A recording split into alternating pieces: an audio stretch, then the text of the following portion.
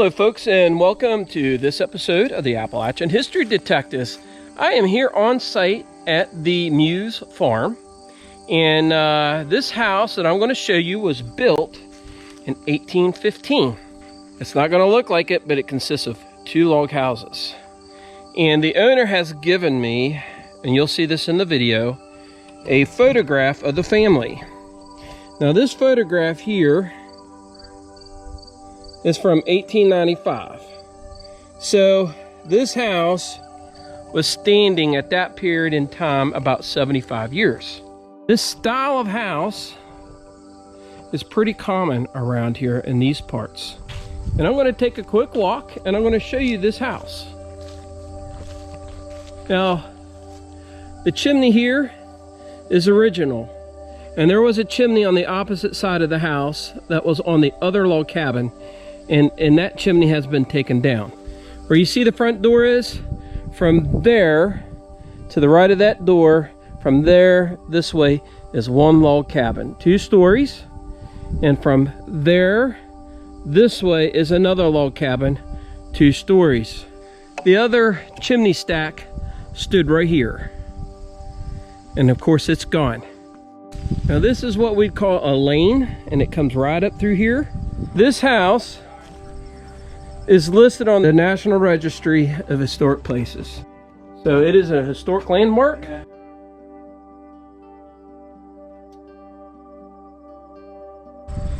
And it's also in a working orchard. There's lots of apple orchards here in these parts.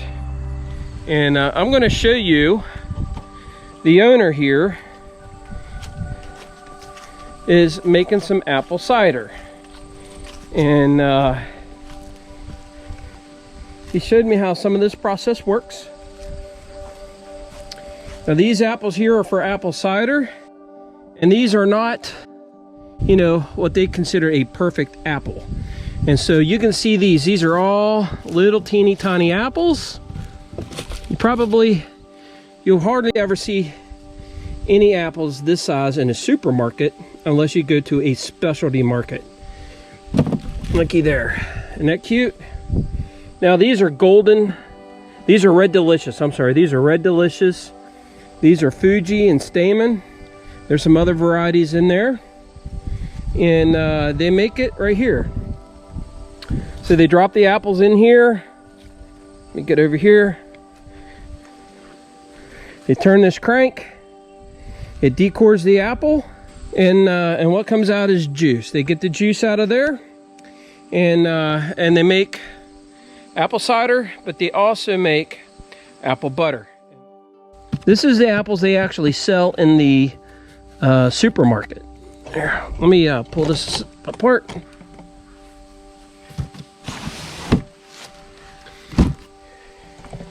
Okay, now you can see how big these apples are. And these apples are inspected for any blemish or flaw. And they only take the perfect apple. And these here run about $20 a bushel. And of course these are much less because these are considered apples that they cannot sell commercially. So this is still, you know, the old way of doing things, and it's not uncommon to see this old way still here in the mountains of Appalachia. And you know, basically people pick them up in a truck like this. They'll just have them loaded, they'll bring them out, and then they'll make apple cider and apple butter. You see how big this tree is right here? This tree is a pecan tree. Here's a pecan. They call these a fruit. This is the furthest north pecan tree I've ever seen, and we are high elevation here. The fruit needs 100 days to mature. This tree doesn't get 100 days, so the fruit doesn't ever mature to where you can eat it.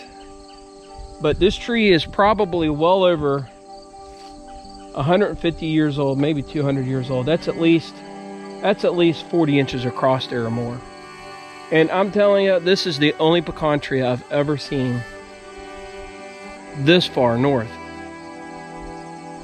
and in this cold of a climate. I came across something really cool. Of all the detections I've been on, I have not seen one of these. We see parts of them, we see pieces of them, we pull metal artifacts out of the ground, iron artifacts, we have no clue what they're for. And we always ask you guys, what do you think this was for? And part of the reason I love history is discovering stuff like this. Looky here. Look, this is the original wagon that came with this farm. Now, I've been told that it was rebuilt back around 1900. But you know what? I find it just so neat is look how this iron piece was forged. Look at all this. I mean, when we find stuff like this, or we find pieces like this, or you know, when we find something that looks like that, and we're just like, oh, I don't know what that is. But now you can see, you know, what it was used for. Isn't that cool? Look at this. You've seen some of these hubs in some of my videos. Here's one actually on it, on the wagon. Let's look underneath here. Look at that. Can you guys see my cameras? My tripod's in the way, but can you see how that's cut by hand? It's all hand cut. Looky there. There's a silver spoon right there. Look at that center beam, and it looks like chestnut, Native American chestnut, because it's got its wormy hold. Look at this.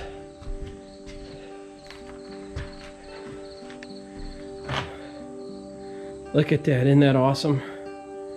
That is so awesome. Look at these hand wrought iron, you know, things that they could put up here and they could hang off. They could hang ropes off of this. They could hang buckets off of this. They could hang different lanterns off of this. Oh man, is that cool? Has anyone ever seen these before? Isn't that awesome? That is so cool. So cool. Look at, I mean, just handmade. Look at that. See how you can see where it's been hammered right there? It's been hammered and flattened right there. Square. See, it's square. I mean, the nuts are square. You know, the Chig and I, we find a lot of these various places. And you can see how they section the wood. See that? They cut the wood. So there's a section, there's a section, there's a section, there's a section. Look at that. Look at this. Look at this. You see that? They could hook a chain, or they could hook something up there, and they could pull this up a hill or up a mountain or up a steep incline. You see that? That's awesome, man. I love history. I love seeing stuff like that. You know, coins and buttons and things like that have their place. And they definitely had their impact on society. But stuff like this, if you didn't have stuff like this, I mean, it was life and death. The iron artifacts was life and death to these pioneers and these settlers.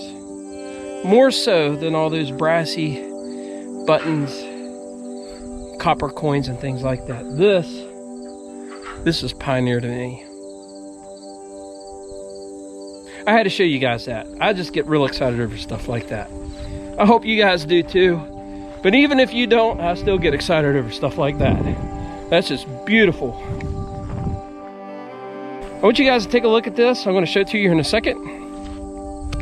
My great-grandfather was killed on one of these at the age of 46 when the horses encountered a snake or a nest of bees in the ground, and they reared back, and it threw him back into the hayrick, and the tines killed him.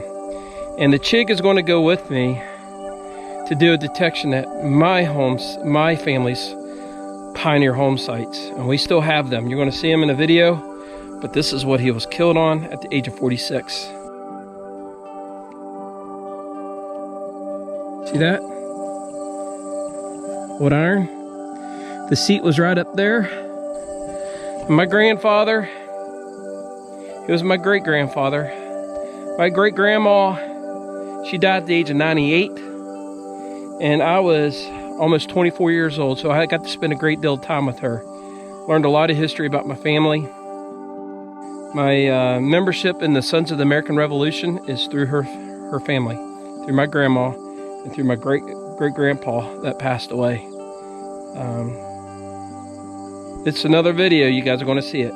I'm excited to do that video, and the Aqua Trigger says he wants to do that with me, and that one's going to excite me as much as probably as much as any detection or any dig I have done to date, because it's personal to me. But anyway, I wanted to show you that. And the rest, my friends, is history. And we're digging it up. And we're revealing that history to you guys.